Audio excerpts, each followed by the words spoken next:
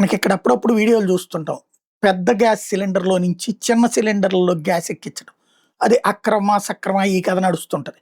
అలాగే మన కొన్ని వెహికల్స్‌కి గ్యాస్ సిలిండర్‌తో నడుపుకుంటూ వెళ్ళేయి ఉంటుంటాయి.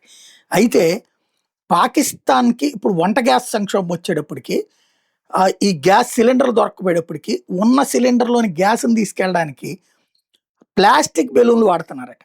ప్లాస్టిక్ బెలూన్ల లో ప్రమాదకర స్థితిలో పైపుల నుంచి గ్యాస్ నింపుతున్నాయి అన్నటువంటిది విజువల్స్ ఇప్పుడు ఫోకస్ అవుతున్నాయి.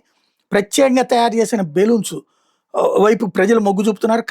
కరాచీ మార్కెట్‌లో ₹1000 నుంచి 1500కి లభ్యమవుతున్నాయట.